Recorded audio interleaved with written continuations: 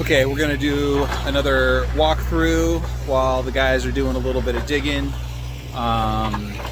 So yeah, I'm gonna try to do a comprehensive walkthrough this time, and we'll get a bunch of the different features that we have going on, and yeah, we'll go from there. So I'm gonna flip this guy around. All right, so sorry, camera focus. There we go.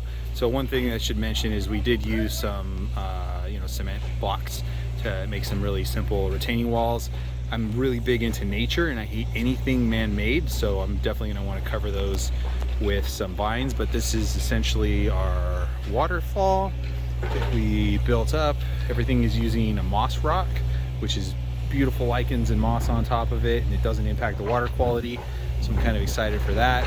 As you can see, we have a biofall mounted up there, so that'll have a substrate inside of it. It's going to have beneficial bacteria helping with the whole system, obviously providing lots of aeration as the water falls down, and it's going to go down through both sides and into this little spot underneath the bridge, which is 6-inch stone, and it's called Highlands.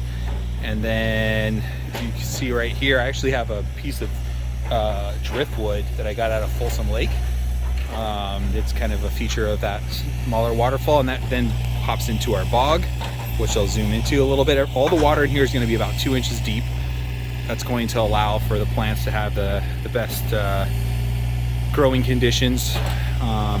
The gravel is no more than 6 inches deep. We did have a little bit of a problem here. I'll zoom in a little closer. You can see some of the pea gravel has a lot of the 1 inch, 1.5 in it.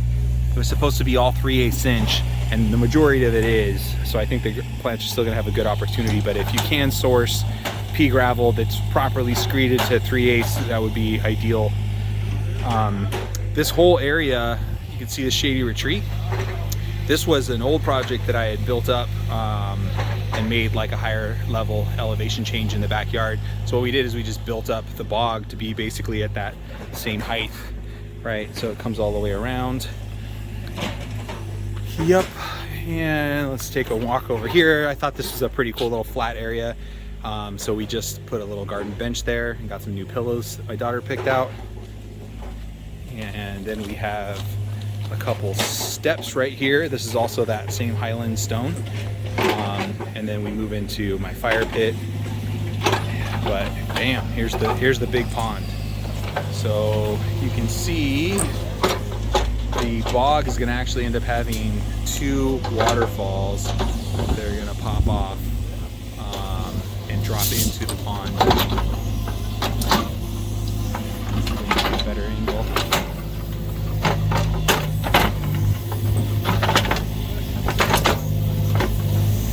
Kind of see the indentations. That still needs to be built, and then the pond total is going to be 8 feet deep after all the gravel and the under gravel piping that's going to go on it.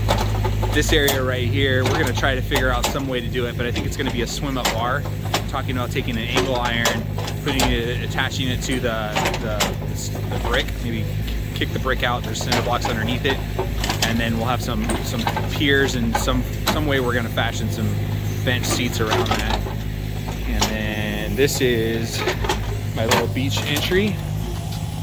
It's going to be right here. We're going to carve out a little bit of this area to extend the beach, and then we're actually going to have steps that are going to go down, and then we're going to have like a nice little play area in front of the beach. And then this deep section is going to be like a banana. It's going to curve all the way around to this backside. And then we're going to actually have a sauna built over here with a deck dock. It's going to come out over the water so the kids can kind of play underneath it and stuff like that. And then we'll also be able to dive into the deep section over there. We carved out a couple little areas where we're going to do some planting in here. I got some beautiful driftwood, which I think is worth sharing. Man, this is super cool. I'd highly recommend everybody going and trying to find their own driftwood. This piece is huge. When I found it, it was fully saturated with water, so it's going to sink really nice. Maybe drying out a bit more now. I have some other driftwood that I found, and Not all driftwood is created equal. Just because it's in the water doesn't mean you should use it. And anything pine, definitely recommend against that. And I think I found some like cottonwoods and some other stuff, and you can tell the difference. The softer woods, you can see they're white, and these are great for decorations on the outside of the pond. Don't put them in the water. But if you want stuff to go in the pond, it needs to look a bit more like this type of guy right here. As you can see, that's a beautiful piece. So that dark brown is really what you're looking for. If you put your fingernail, you shouldn't be able to dent the wood. That's how you're gonna know it's a really good hardwood to use underwater. The other stuff, definitely good for above ground. Yeah, nice little garden area and my chicken coop. And this is all a residential neighborhood, quarter acre. Got my hot tub. I'm in the process of building my barbecue island with a little bar top. Got all my teak furniture here. Got a nice teak patio furniture set here.